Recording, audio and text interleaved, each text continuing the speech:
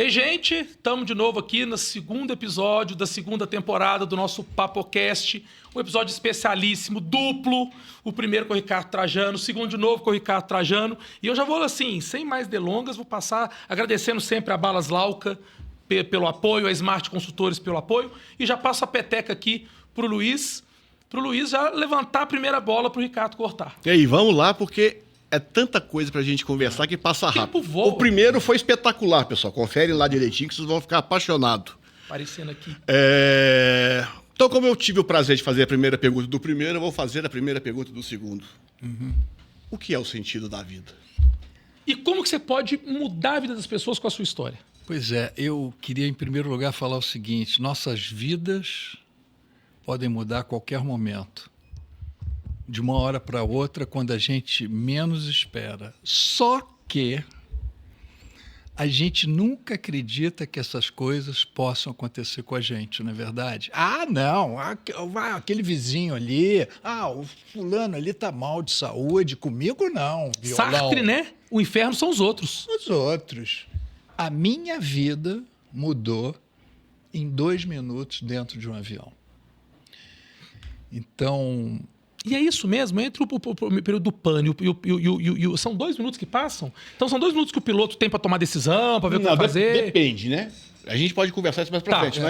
Mas o que eu quero dizer isso é que a gente nunca acha que as coisas possam acontecer. Não, aconteceu comigo. E é isso. Uma viagem maravilhosa que aconteceu. Bom, e aí eu, desde que eu fiquei lá no CTI, que eu me conscientizei que eu estava... Posso fazer só uma parte para não perder o que eu quero falar? Sim. Você está falando que ia para Londres porque ia ser a viagem maravilhosa, né? A viagem foi mais maravilhosa, talvez, do que se você tivesse chegado em Londres. Foi a viagem que mudou sua vida. E te ajuda a mudar a vida de muitas pessoas. Ah, sim. Hoje, a minha missão de vida, se me perguntar o que você quer fazer, eu quero fazer palestras para o resto da minha vida. Me cuido, né? Tem que se cuidar. Você falou que sua mãe foi até 97 anos? Você vai chegar ao céu. Amém. E aí tem um pensamento, eu gostava muito do The Doors, uma banda que tinha, do Jim Morrison, que morreu aos 27 anos e está enterrado lá no Père Lachaise, um cemitério em Paris. Ele morreu em Paris em 71. E ele escrevia vários pensamentos, eu lia todos os pensamentos dele, e esse pensamento eu pensava todo santo dia lá no hospital. Nunca se dê por vencido, porque quando você pensa que tudo acabou, é o momento onde tudo recomeça. Eu pensava isso direto. Aquele porra doida de Jim Morrison escreveu isso? Escrevia. Ele era do cacete, cara. E eu pensava nisso o tempo todo. E eu tenho certeza absoluta que é possível recomeçarmos a vida, sim, depois desse acidente que eu passei, depois de traumas, frustrações, fracassos que todos nós passamos pela vida, sim, é possível, sim, recomeçarmos a vida. Eu, Ricardo, vivo o presente. É claro que o passado foi importante para mim, as porradas da vida que eu levei, decepções, alegrias, claro, mas muita porrada. Mas eu não fico voltando lá atrás. Eu deixo ele, se possível, enterrado. E o futuro, que eu não sei o que vai acontecer comigo 12h30 de hoje às 12h30 de amanhã. Exatamente. Eu não sei, cara. Então, a gente ficar muito apegado ao passado, eu acho que é uma ponta, com essas picuinhas, é uma ponta da depressão. Eu não estou falando, não confunda esse passado com saudade, não é isso. Eu acho que saudade é sempre algo bom, que valeu a pena. Tem uma frase que eu adorava, o Rubem Alves, que era mineiro, morreu em Campinas aos 80 anos, ele era de Boa Esperança. O Rubens dizia o seguinte sobre a saudade: saudade é o bolso onde a alma guarda aquilo que perdeu. Então, não é esse tipo de picuinha, são outras picuinhas. Porra, por que eu fui perder dinheiro naquele negócio? Por que eu conheci aquela pessoa? Se ficar pensando nisso até hoje, a sua vida vai virar um inferno, se é que já não virou. Então, eu tenho uma receitinha que eu falo até que eu penso muito, uma reflexão que eu é de um bolo que eu inventei, eu não sei cozinhar, mas é um bolo da resiliência, e o recheio desse bolo é antifragilidade. Taleb escreveu um livro chamado Antifrágil, e eu li muita coisa, que ele fala muita coisa interessante. Então, os ingredientes para fazer esse bolo da resiliência me ajuda demais a colocar em prática. Eu sempre gosto de passar isso para as pessoas. O primeiro ingrediente é de não se vitimizar. Eu vou entrar mais no assunto de não se vitimizar, vou resumir. O segundo é o otimismo. Eu não estou falando para as pessoas serem aquele, eu sou otimista, aquele grande otimismo. Não é isso. Você tem um pouquinho de otimismo, já valeu. Você pega esse otimismo, joga na colher, joga na batedeira para fazer esse bolo. Valeu. O terceiro, vocês vão achar engraçado, mas é o bom humor. Eu aprendi a ser bem-humorado lá no CTI com aqueles enfermeiros, cara, que cuidavam de mim diariamente. Os caras chegavam em dupla num ambiente pesado, hostil. Um CTI, uma UTI. Os caras chegavam para mim com uma energia, um bom humor. Eu falava, cacete, como é que esses caras conseguem? Isso fez com que eu cultivasse aqui dentro de mim esse bom humor, que graças a Deus eu tenho até hoje. Eu digo que o bom humor renova a esperança. É fundamental. O quarto é você ter aquela empatia. Então, vamos lá, esquecer o passado. A receita... Isso aqui dá um corte legal. A receita do Ricardo Trajano para ser feliz e para encontrar o sentido da vida. E para parar de ficar resmungando, que eu vou falar sobre... Não olhar para trás, primeiro. Ser otimista. Segundo, não se vitimizar. Não se vitimizar. Terceiro. E o quarto? Bom humor. Bom humor. E tem a empatia. E a empatia é o quê? Não, ainda tem mais. Que a mão dupla, aquela mão dupla que a gente tem que ter com as pessoas, a empatia, cara. Aquele olhar, aquele toque, aquele abraço, aquele afeto. De ter compaixão, sabe? E o quinto é a autoconfiança, acreditar em você, no seu taco, que você é capaz. Eu sou capaz. E aí você tira esse bolo imaginário, você põe uma pitadinha, uma canelinha de ousadia. Ousadia para a gente criar, ousadia para a gente empreender as nossas ideias. E a vitimização é o seguinte, meu camarada, para de ficar chorando pelos cantos, para de achar que ninguém gosta de você. Para de botar a culpa nos outros, assume, cara. Eu digo sempre o seguinte, você está cheio de saúde, cara. Levanta, sacode a poeira e dá a volta por cima. Mas levanta e não fica parado que nem uma mala, não. Levanta. Eu acho que tem uma palavra-chave que é fundamental. Levanta e segue em frente, evoluindo. Acho que a evolução é o sentido da nossa vida, é o pilar principal do sentido da nossa vida. Para que a gente possa evoluir, nós temos que sair da zona de conforto, que é um apelido bonitinho que deram para preguiça. Sai dessa merda, sai dessa zona de conforto. Para de ter preguiça. Segue em frente, utiliza outros circuitos que estão no seu cérebro, que está lá guardadinho, dormindo. Que circuitos são esses? Empatia, gentileza, gratidão, generosidade, solidariedade, compaixão. Mas eu sei disso, eu sei que você sabe, mas você não coloca em prática. E o Rubem Alves, o querido Rubem Alves, diz uma coisa que sintetiza tudo isso. Milho de pipoca que não passa pelo fogo será sempre milho de pipoca. As grandes transformações acontecem quando você tem que passar pelo sufoco, pela pressão, pelas dificuldades, e aí sim se transformar numa belíssima pipoca. É isso. Você fez uma postagem, acho que foi do Monty Python, não foi? Foi no seu Instagram que eu vi? Que você olha sempre o lado bom da vida? É uma imagem que eu coloco na palestra. Que é muito legal, Python, gente. Você falou. O Instagram do Ricardo Trajano é muito legal. E eu vi essa postagem sua, eu sou fã do Monty Python, que é, né? Sensacional. É uma trupe de humor inglesa, muito famosa nos anos 70, e tem um filme deles, que é A Vida de Brian. E que Brian é uma pessoa que nasce na manjedoura do lado de Jesus e ele passa a vida inteira sendo confundido com Jesus. E aí ele, inclusive, crucificado. E tem aquela cena final do filme, que é a que você postou, que é o Olhe Sempre o Lado Bom da Vida. Exatamente. Que é genial. Qual foi a causa do acidente? Vocês que são... Você que estava lá, você que até... Porque as coisas que eu li, que eu ouvi, é que foi uma guimba de cigarro. E aí? Comandante, diga a sua opinião. Eu gosto de falar as coisas baseado em artigos, relatórios, né? E eu não consegui encontrar, tanto do CENIPA aqui no Brasil, quanto do Bureau Aviação Civil lá, qual que foi a causa do acidente.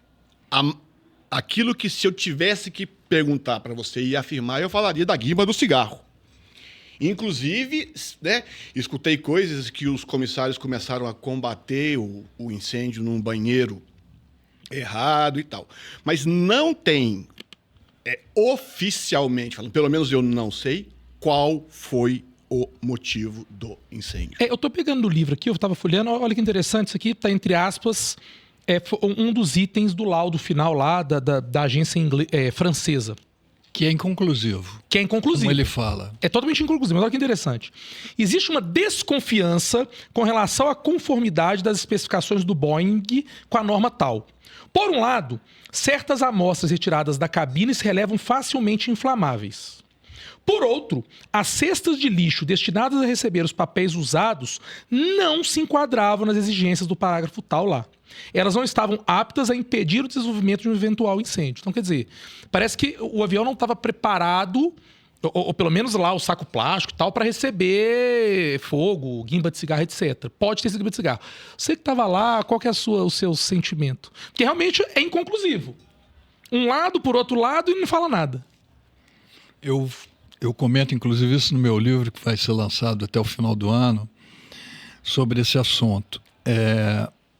Quando começou a fumaçazinha pequena, eu ainda estava lá atrás, um comissário foi lá com o extintor no banheiro certo, onde estava saindo a fumaça, abriu e começou a colocar o extintor. Só que não adiantava nada.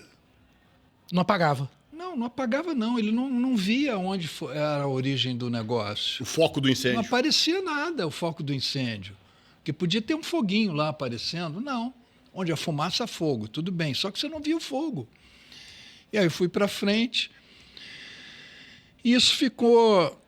E isso tem uma coisa interessante, porque quando começa o incêndio, pelo duto de ar-condicionado do avião, você pode começar o foco do incêndio neste banheiro aqui, e lá na frente já está com a fumaça. Quer dizer, não necessariamente a gente vai encontrar o foco do incêndio num lugar ali, porque ele espalha. Não, tanto que a fumaça foi simultaneamente saindo por todo o revestimento.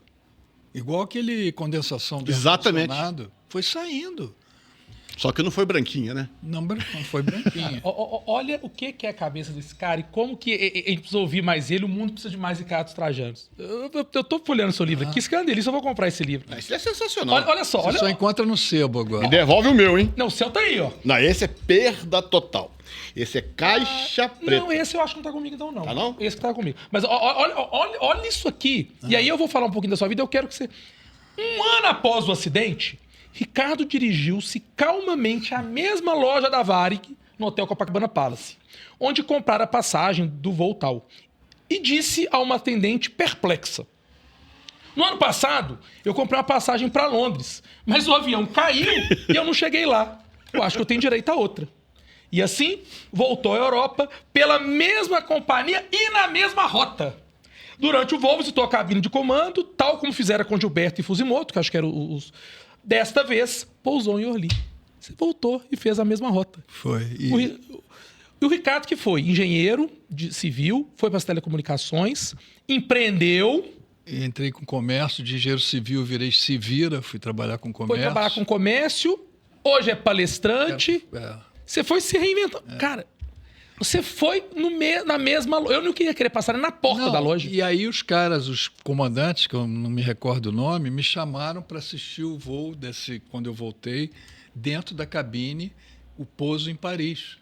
E aí eles me mostraram. Falaram, tá vendo esse lugar aqui? Aqui foi onde o seu avião pousou aqui.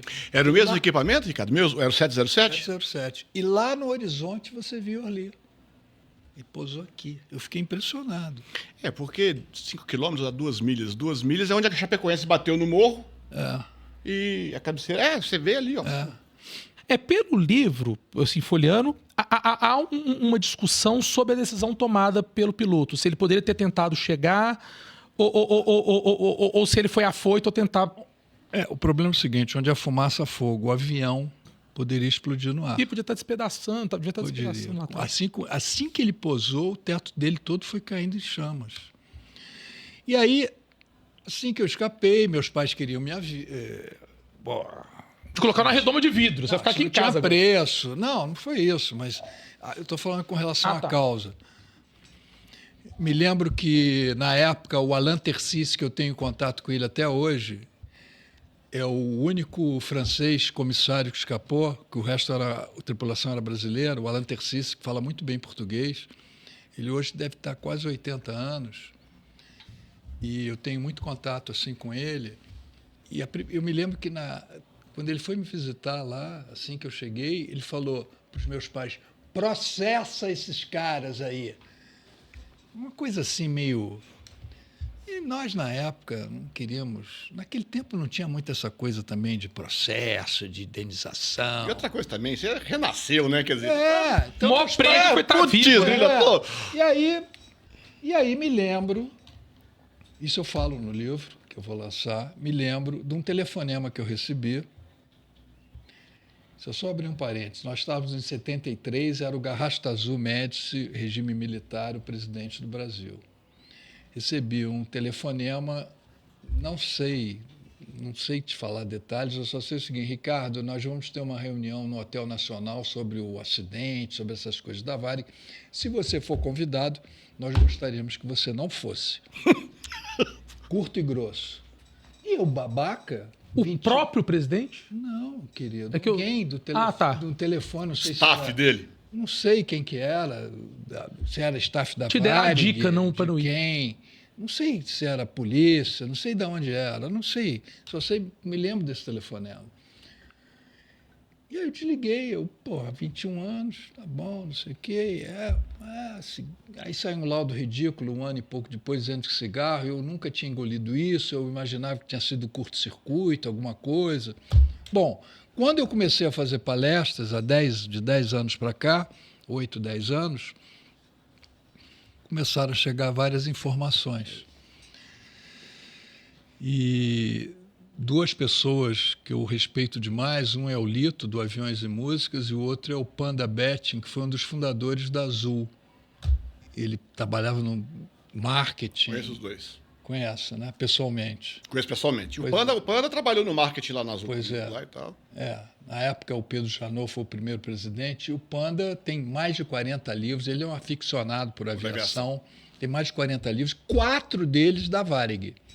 E eu fiz um podcast, isso é público, há 3 anos atrás com o Panda tinha um podcast, não sei se tem O Lito eu sigo, eu gosto muito dele. O Lito também, já fiz podcast com ele. Inclusive, uma vez eu estava no Danilo Gentili com o Panda, com o Lito. O Lito e com aquele copiloto que escapou do Garcês. O Zilli. O Zilli estava lá, então éramos nós 3. Aí Genial, hein? E aí o Danilo falou sobre a causa do acidente, eu passei a bola para o Lito. E o Lito relata o que aconteceu, quer dizer... O Brasil tinha comprado, na época, começaram a receber os Mirages. Você já ouviu falar dos Mirages? Asin Delta? Não, mas ligado ao acidente? Não. Receberam os Mirages, ficaram lá em Anápolis, a base lá dos caças, e alguns deles começaram a receber no final de 72, meu acidente foi em 73, e alguns deles vieram com assento injetável com problema. Os assentos injetáveis têm componentes explosivos, né? É foguete que explode, né? Você catapulta os pilotos e eles descem de paraquedas. E alguns deles vieram com problema e eles colocaram no porão do meu avião. E na despressurização, faltando 5 minutos, aquilo ali exalou. Tem essa teoria aqui. Eu ia perguntar, o Ivan Santana. Eu li esse livro tem muito tempo, procurei ele lá em casa para poder trazer. Esse não está comigo aqui, está comigo aqui. Ele é o Pedro e não consegui, queria te deixar você me autografar. E eu não lembro, porque o Ivan Santana ele entende de uma forma bonita da aviação, fácil de fazer as pessoas que não são técnicas a entender. Ele fala sobre isso? Eu tenho muita intimidade com o Ivan, já perguntei para ele, falei, Ivan, agora que eu estou fazendo palestras, cara, as pessoas vêm para mim e falam que a causa do acidente não foi nada de ponta de cigarro no banheiro, foi equipamentos que eles levavam. E ele falou, Ricardo, acontece o seguinte, eu não consegui encontrar nenhum argumento, nenhuma prova. Ele me deu o contato do Carmelino, que foi o cara que me deu a bronca. Ele hoje... Ô, Carmelino, se você estiver me assistindo, eu queria muito falar com você, porque eu tento ligar para ele, ele não me atende em São Paulo. Ô, Carmelino, me atende. Ajuda a gente a desvendar. Vamos desvendar esse mistério, gente. Carmelino, o Ivan me passou o telefone dele há 10 anos atrás e eu liguei para o Carmelino. Naquele tempo era o Skype, né, que você falava. Skype. Fiquei falando com ele 1 hora. A primeira coisa que o Carmelino falou, eu fico emocionado até hoje, falou, Ricardo, ainda bem que você me desobedeceu, que ele me deu uma bronca para eu voltar para o assento.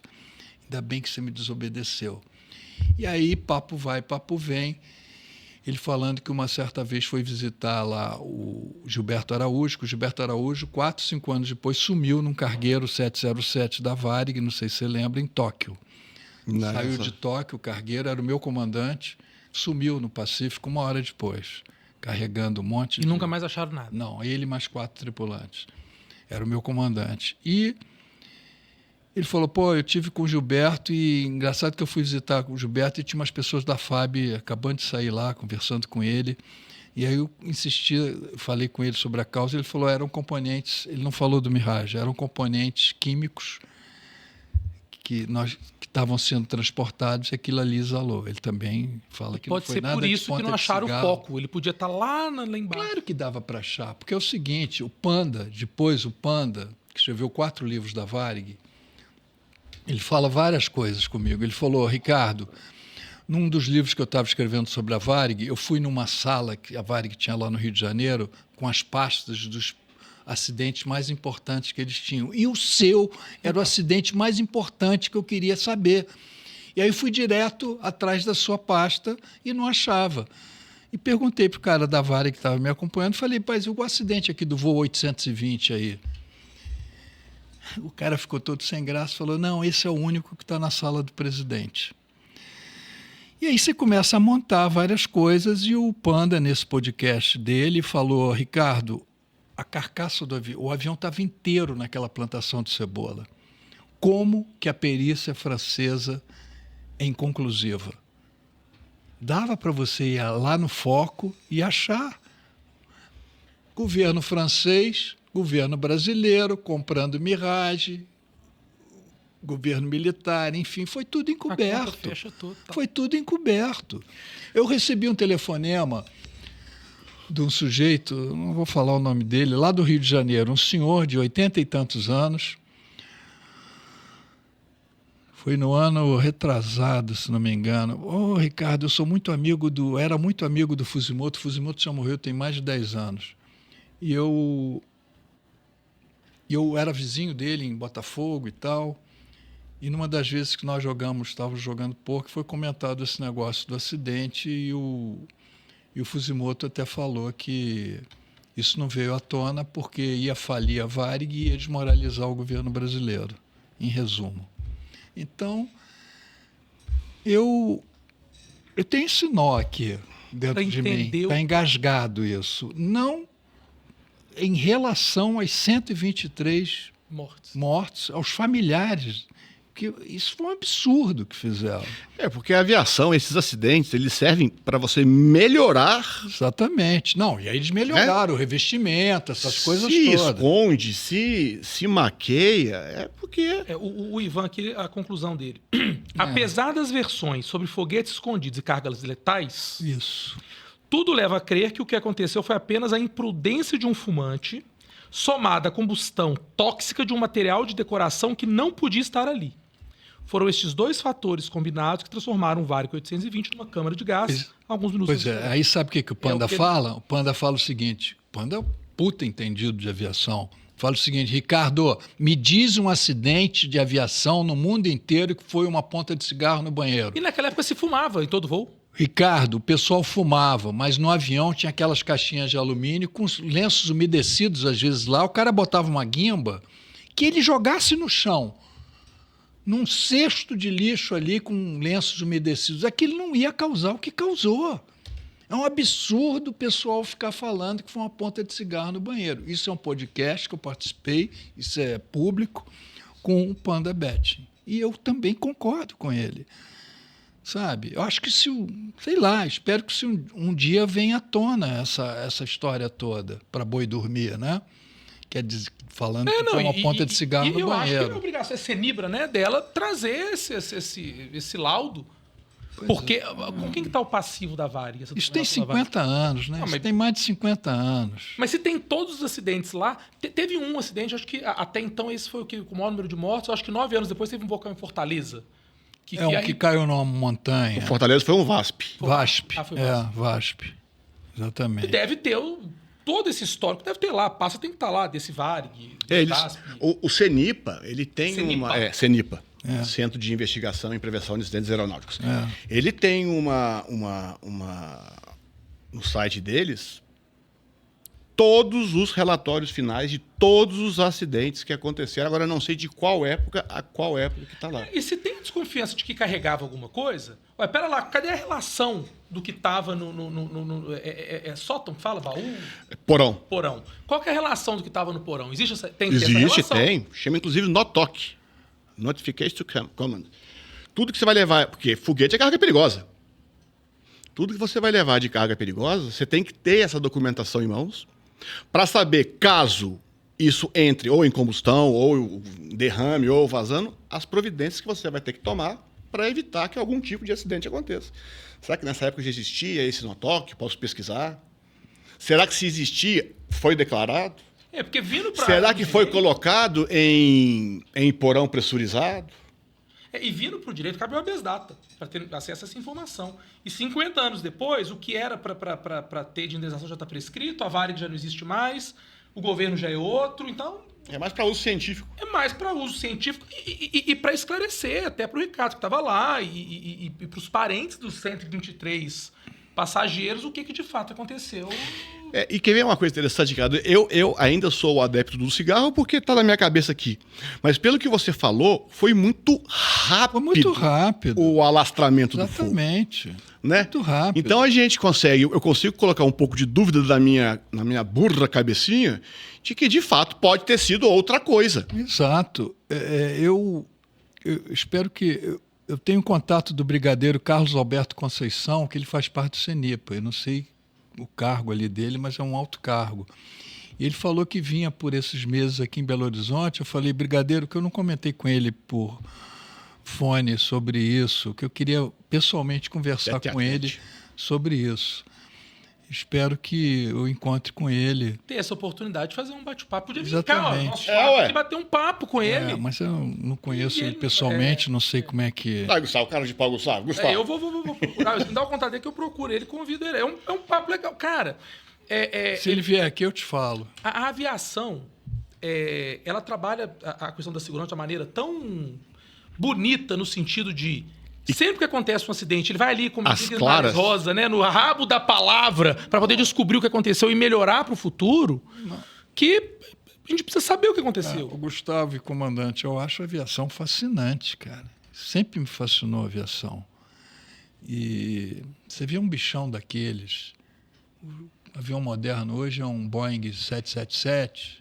777, 787. Airbus 350, 380. Você viu um bichão desse pesando o quê? 400, 300 toneladas? O último widebody que eu voei, que era um 340 da TAM, decolava com 270 toneladas. Olha que maravilha. Um negócio planando, cara, no ar. Você fala, cacete, você entra dentro de um cockpit desses aviões, parece que você está na NASA, cara. Então, a probabilidade de acontecer um acidente, estou falando de avião grande, num avião pequenininho, é de um voo para 3, de um acidente para 3 milhões de voos, mais ou menos isso. Eu estava nesse acidente. E foi um dos voos. E falando de vida, como é que foi sua volta para Londres depois, a viagem? Foi sensacional. Voltei com o Maurício Valadares, que adora, é um cara que mora no Rio. Ele não tem nem WhatsApp, mas ele tem um Instagram que fazem para ele, do Ronca Ronca. Ele é muito entendido de música e ele é um grande fotógrafo, fez a capa dessas bandas todas, Paralama, desse pessoal todo. Ele era o fotógrafo oficial E eu sempre encontro com ele no Rio.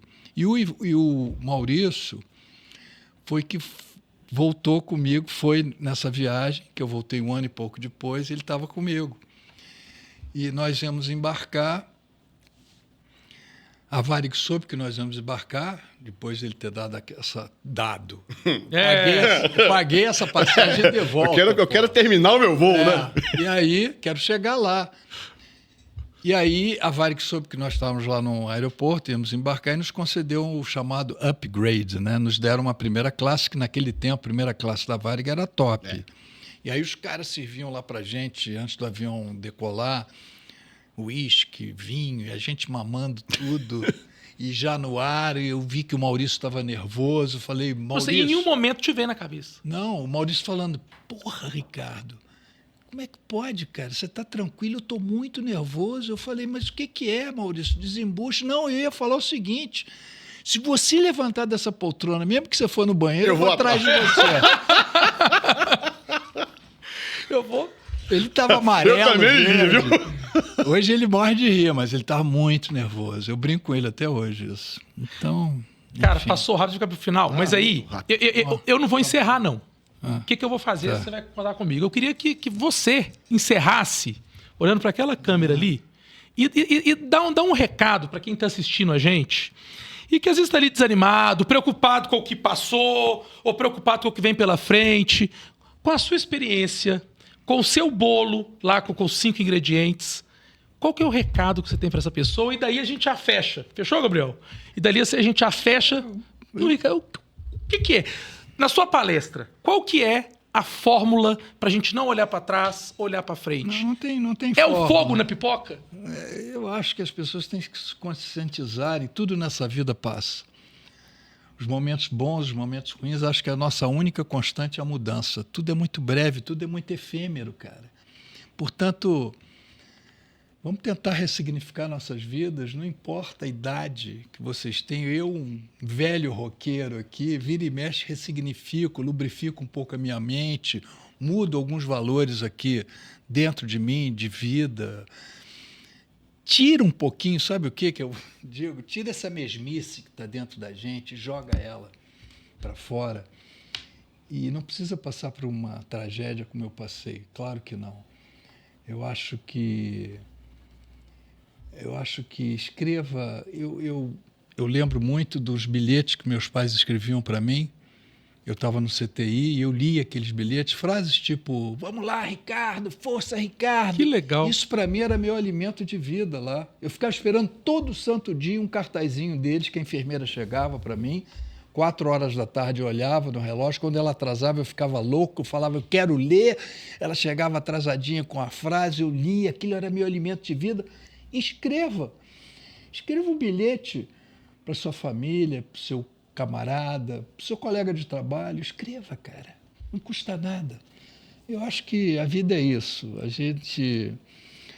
tudo nessa vida passa, então enxergue a vida de outra forma. Eu leio muito aquele, como é que é o nome dele? Mário Quintana. O Mário falava coisas maravilhosas, sabe? O tempo não pode ser interrompido e a vida é uma tarefa a ser feita. Então, eu acho que é isso. Espetacular. Siga em frente. Esse foi o PapoCast, nosso 2º episódio. Valeu demais, Ricardo. Foi legal demais. Aqui embaixo, aqui Instagram do Ricardo, de todo mundo. Luiz, primeiro de muitos, hein? Primeiro de muitos. Na verdade, esse é o 2º episódio de muitos. É. Que vem o próximo. Sigam a gente, sigam o Ricardo. Os cortes já vão estar disponíveis. Um grande abraço e até o próximo programa. Pessoal. Valeu.